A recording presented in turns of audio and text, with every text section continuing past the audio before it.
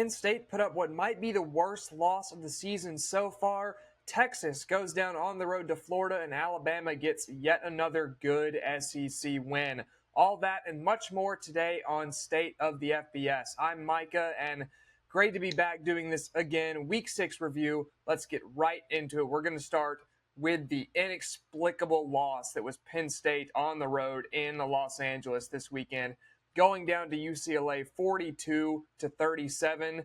And my main thing is, what do you even do with James Franklin at this point? Because you've seen that there's a hard ceiling on James Franklin at Penn State, and you're never going to win those national championships with James Franklin. But it was always hey, at least we'll be a playoff team every year in the 12-team playoff. We'll be in the playoff hunt every year with the 12-team playoff. And now you're not going to get there this year. And I know there have been years in the past where James Franklin, Penn State teams haven't played great, but this just feels different because of the amount of expectations there were around this Penn State team coming into the year.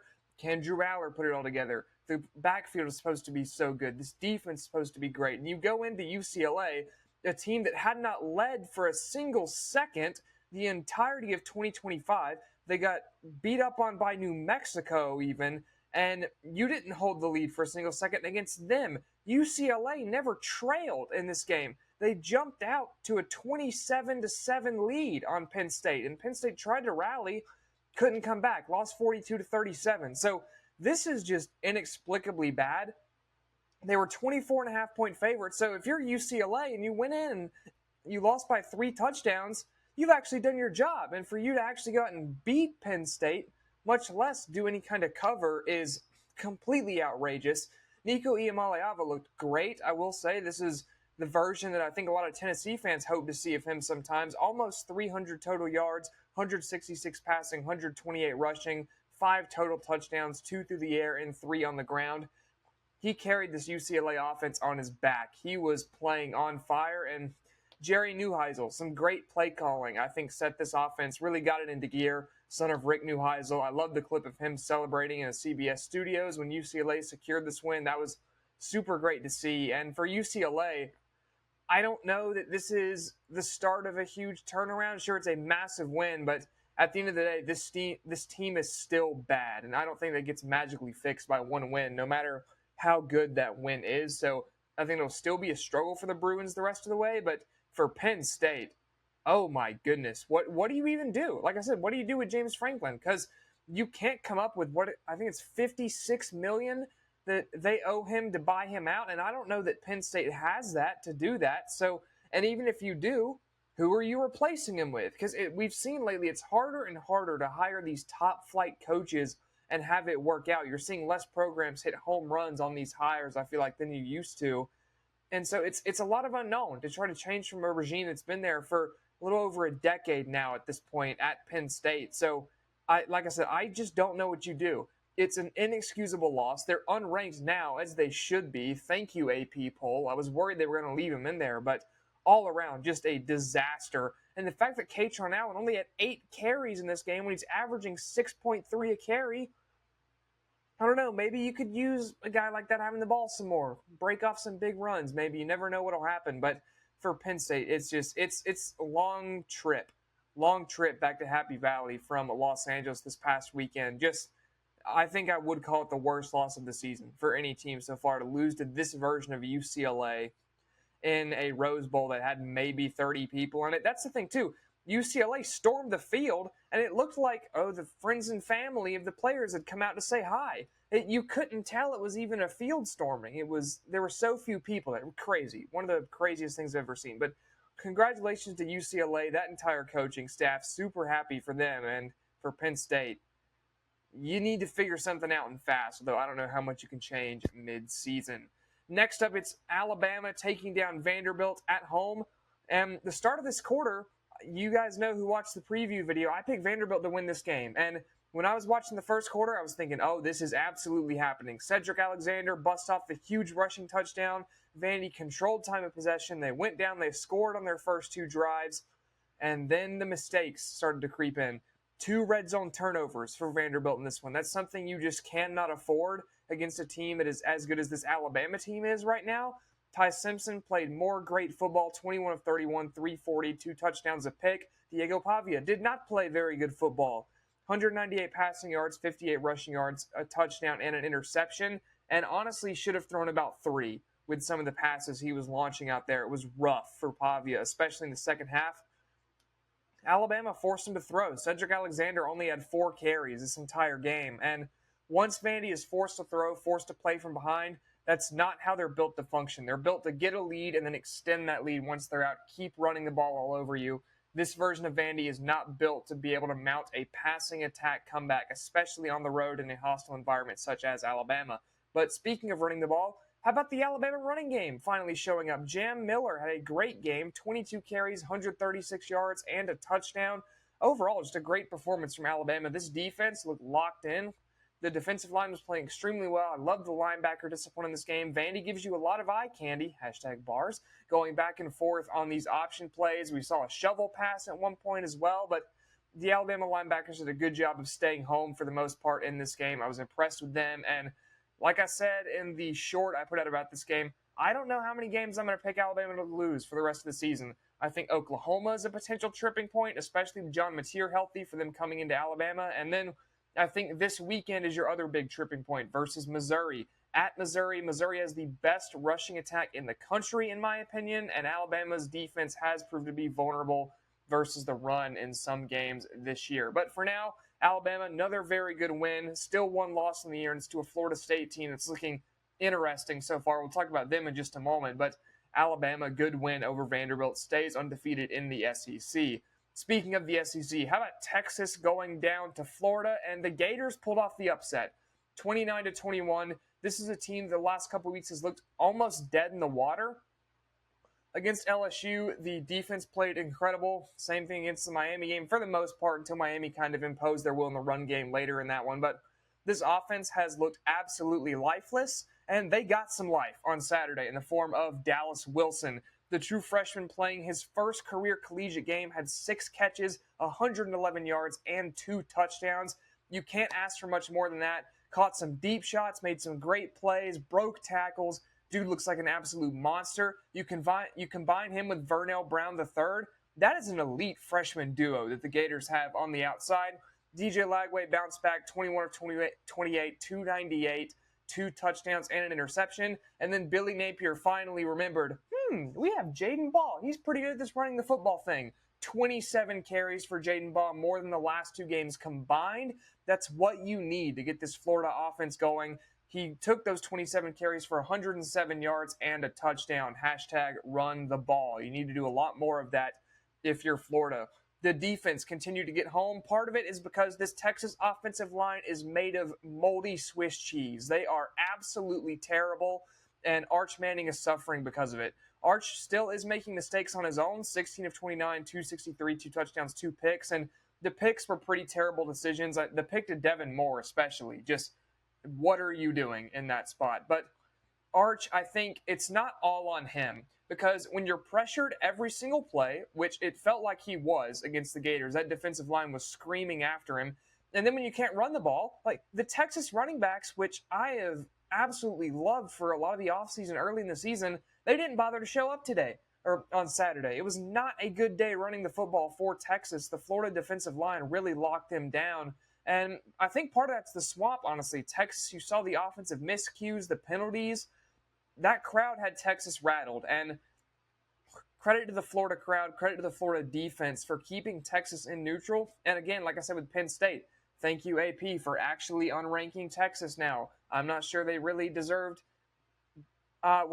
They deserve probably to be ranked in the 20s somewhere after last week, but definitely not number 9. And thankfully now they are out of the polls. As for Florida, you still got a gauntlet of a schedule ahead of you, a ton of difficult teams left to play, but this game at least shows that this team still has fight.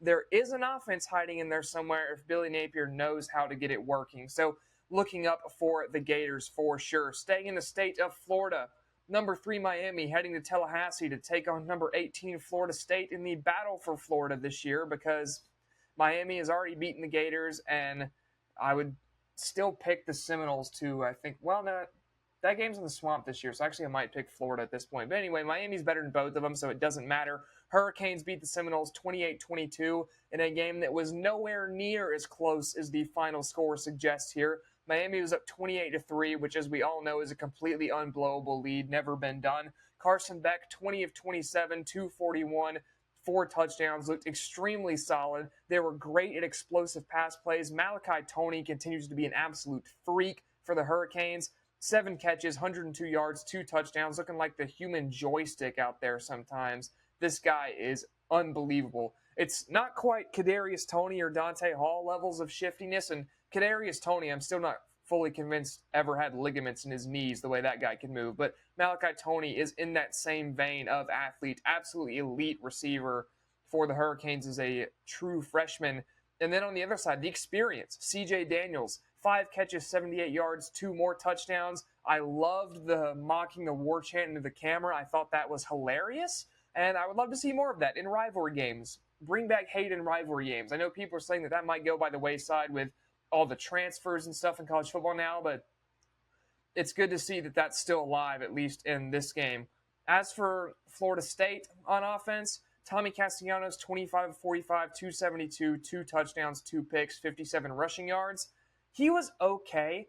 I think this is about what you can expect out of this Florida State offense and a Gus Malzahn offense in general, where they have to run the ball. And if you get ahead of them, they can't throw the ball. And the problem with Florida State, too, is they don't have any receivers outside of Deuce Robinson. Robinson had 87 receiving yards in this game, and no one else had, I believe, more than 35 for the Seminoles, if I'm remembering that correctly. But still, there's not a lot of receiver talent outside of Robinson on this team. So when they get down, there's only one real target to look for, and then you have Castellanos' legs. And Miami's just too good of a defense to try to mount that comeback against them. Although I will say, credit to the Florida State run defense holding Miami to 3 yards per carry. The running backs never really got any big ones going off through that Florida State defensive line. So I do think that is at least a positive to take away for the Seminoles in this one, although they also lost the turnover battle 3-0, which if you're going to beat Miami this year, you cannot do. This Miami team, I would call the best team in the country right now. I think Ohio State's still firmly in that number 2 spot. Their defense is, I think, giving up something stupid like 5 points per game is Ohio State right now, but Miami, the body of work, the teams they've played, I think are more impressive to me than what the Buckeyes have done so far, especially with how Texas has been the rest of the season after that game. But still, Miami, a lot to look forward to. There's not a lot of difficult games left on the schedule. For Florida State, you have a couple potential tripping points. At Florida to end the year is tough. If Clemson can figure things out, they beat down North Carolina, but I think that's more of North Carolina being just barely a football team, if we're being honest. So maybe a couple tripping points left for the Seminoles, but as for Miami, this is really almost all you could ask for. I would like to see them close out a little better instead of letting this game become interesting, but still, for 3 quarters, very good football from the Hurricanes. Next up, we're moving to the Big 12. It's number 14, Iowa State, who traveled up to Cincinnati to take on the Bearcats. This is a very popular upset pick, an upset pick that I almost went with, and then for some reason I went, well, Iowa State has played Power 4 opponents, so I think I'm going to go with Iowa State, despite them being down 2 corners, which was stupid, and I hate that I did it. Cincinnati pulled off this upset, led 31-7 before letting Iowa State get back into this one. Final score 38-30 Cincinnati. And Brennan Sorsby continues to be a very good, calm quarterback. 13 of 25, 214, 2 touchdowns through the air, a rushing touchdown, and 64 rushing yards. There's a reason I had him right on the edge of the top 5 in my Big 12 quarterbacks rankings to start the year. He is just a solid player. Then you add in this rushing attack. Evan Pryor, 10 carries, 111, 2 touchdowns. Tawee Walker, 14 carries, 89 yards. I don't remember which back it was off the top of my head, but one of these guys did his best bowling ball impression around midfield against Iowa State. If you've seen the clip, you know absolutely what I'm talking about. Poor guy got run over at midfield. But for Iowa State, this game, I think, being down 2 corners and you had a receiver injury as well, I think it's just tough. Like, it's hard to win these big games on the road already. Like, notice what we've gone through in the first 4 games. UCLA at home, win. Alabama at home, win. Florida at home, win. Miami able to get the win on the road. Then back to Cincinnati. Home team wins once again. I'm going to spoil it for you. The next game we're going to talk about, home team won that one too. It's hard to win on the road in college football, and Iowa State found that out the hard way. They gave up 4 sacks, too, to a Cincinnati defensive line that isn't exactly world beaters, I would say, but they've been steadily improving as the year has gone on. Rocco Becht was solid, 30 of 48, 314, 2 touchdowns. You'll absolutely take that. Abu Sama, 18 for 96. And then Brett Eskelden, I was pretty impressed with in this game. 8 catches, 105 yards, and a touchdown. And he's actually becoming a pretty good receiver. I remember watching him in the Dublin game, which, to be fair, terrible game to evaluate a receiver because of how wet that game was, terrible field conditions. But he's really emerged as the number one for this team, and he has some serious ball skills, too. I've been impressed with how he's developed so far, stepping into that number one role for this Iowa State team, who really needed to replace receiver with Jalen Noel and Jaden Higgins both going the way of the NFL. And Eskelden's really stepped up into that role. I've been impressed with him. But Iowa State does take their first loss of the season. Cincinnati's still undefeated in the Big 12, and it's really going to be a fun race for number 2 behind Texas Tech. So we'll see which one of these teams can grab it, but Cincinnati definitely off to a good start. Jumping back down to the SEC, it's number 6, Texas A&M, who is hosting Mississippi State. And I saw some people picking this as an upset too this week. I thankfully did not, because A&M absolutely smothered the Bulldogs 31-9. The rush yards comparison in this one, this was a Josh Pate paper pop stat if you were tuned into that show this week too. A&M 303 yards, Mississippi State 87 yards, both rushing. Yeah, you can't win games when you're doing that. Mississippi State was 1 of 10 on third down. And another ridiculous stat, Texas A&M, through 2 games in SEC play so far, has held their opponents to 1 of 23 on third down. 1 of 23. Granted, one of those offenses was Auburn, which every third down does its best impression of just a dying, starving baby chicklet. So take that for what you will. But still, this A&M defense has been very impressive. At home 2 weeks in a row, they are clamping down, and this offense is now rolling too. That makes them incredibly dangerous. Marcel Reed, 13 of 23, 180 yards through the air, 2 touchdowns, an interception. And it wasn't Le'Veon Moss in this one. It was Reuben Owens. And against Auburn, he only got 3 carries, but he took those 3 carries for 47 yards. And I think Mike Elko went, let's give him the ball more. And it paid off. 21 for 142 for Owens. Didn't find the end zone, but looked very impressive. I think this guy's going to be a star. I love the way he runs. He's good at patiently picking a gap to go through, picking his hole, and then also the twitch ability. He just has some good movement skills. I think he's going to be a very, very good back for the Aggies for the future. So A&M takes down Mississippi State. Staying in the state of Texas, number 11 Texas Tech obliterates Houston on the road, 35-11. It was not that close. Baron Morton, 28 of 40, 345, and a touchdown in this one. Jacoby Williams, 19 carries for 102 yards and 2 touchdowns. Texas Tech also had 2 sacks and 6 tackles for loss in this one, and Houston did not score in the second half. And I know what you're thinking. Houston was undefeated, but they hadn't really played anyone. Fair enough. But also, for Texas Tech, they beat Houston by 24, and it was their smallest point margin of the season. And they've had to play on the road at Utah already. This Texas Tech team is for real. They are demolishing anyone that they play. They were 9 for 18 on third down, while Houston was just 1 of 12. They forced 3 turnovers, and their defense is number 9 in total defense and number 4 in scoring defense, allowing just 11.2 points per game. This is not mid-2010s Texas Tech, where they're winning games by scoring 70 points and the other team gets 65 because they run for 6,000 yards. This is a Texas Tech team where the offense will drop 40 on you and the defense will let you get 40 yards. It is absolutely a complete team. I think it's a dangerous team.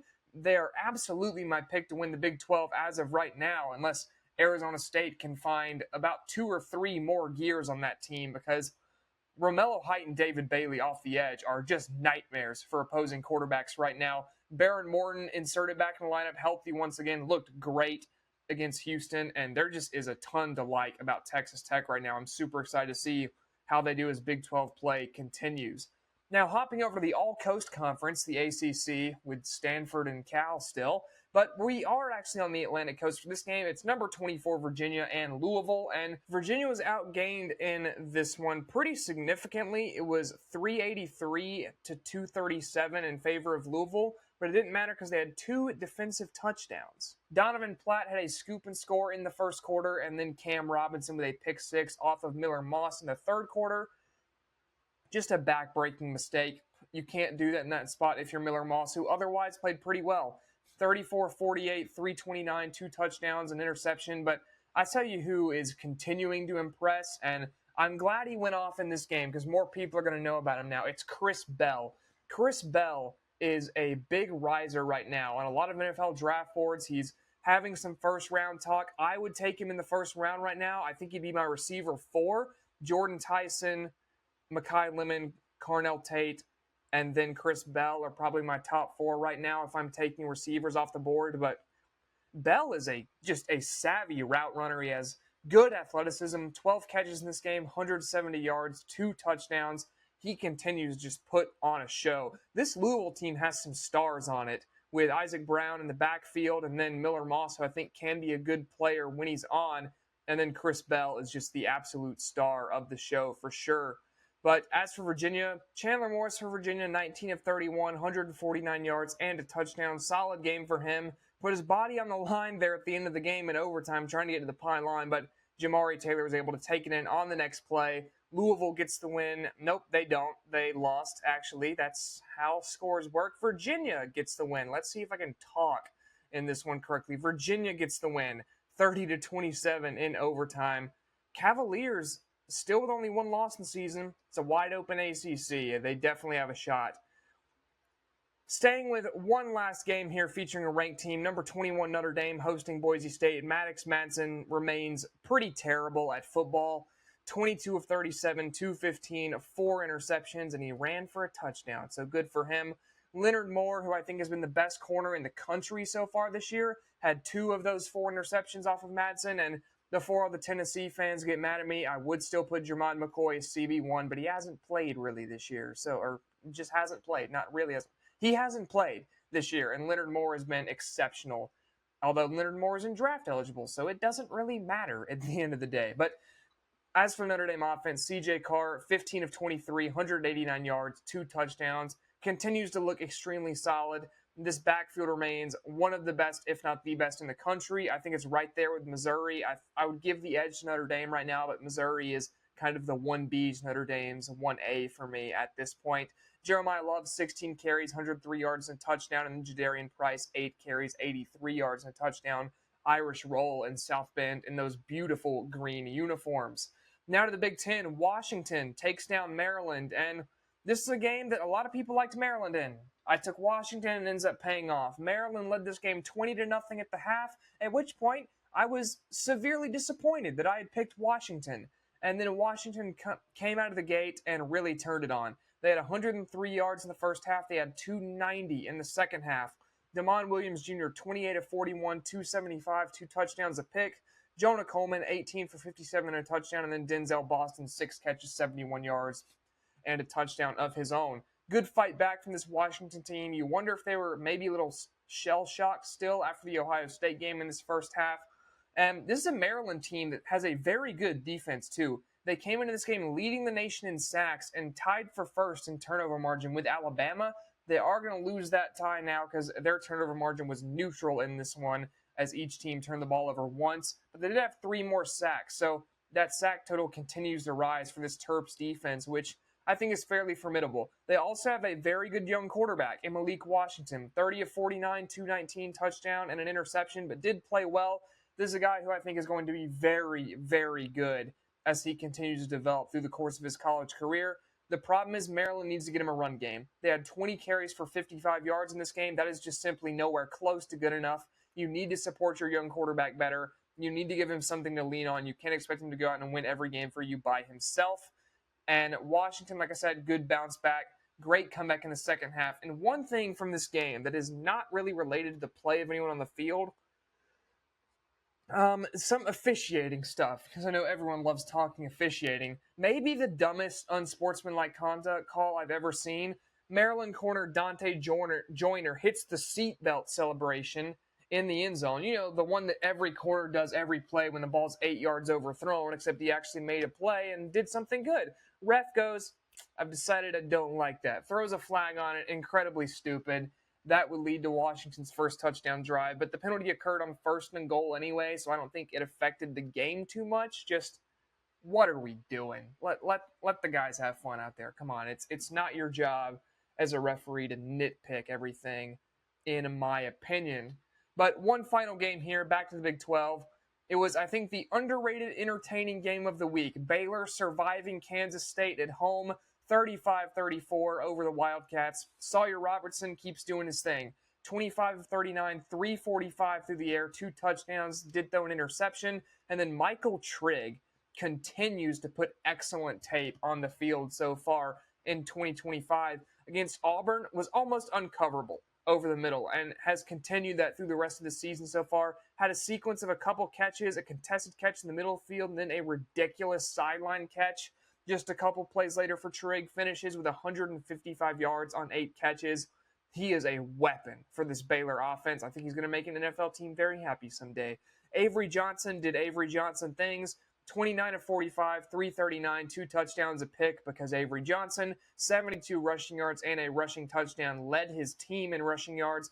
Jace Brown hauled in 4 catches for 106 yards and a touchdown, but Kansas State could not quite get to the end of this one in time, where they did get a field goal up, but it was missed at the end. So close call for Baylor. They survived the upset against a Kansas State team that is not very good, but they did just enough to come out on top in this one. But that is it for your Week 6 game wrap-up, weekly recap, whatever you want to call it. If you have enjoyed the video, please do make sure to like and subscribe. Helps me out a ton. Doesn't cost you anything. And so I think that's a pretty fair trade-off. So if you don't mind doing that, I would honestly really appreciate it. Love being able to make videos like this, even when they are not exactly blowing up. I think it's still fun. It's just fun to be able to talk to a camera, talk some football, break down some games. I really enjoy it. So each one of you guys is tuning in. I really appreciate it. And I'll see you later in the week for the Week 7 preview, because we have got a slate and a half coming up. But until then, I've been Micah, and I'll see y'all next time on State of the FBS.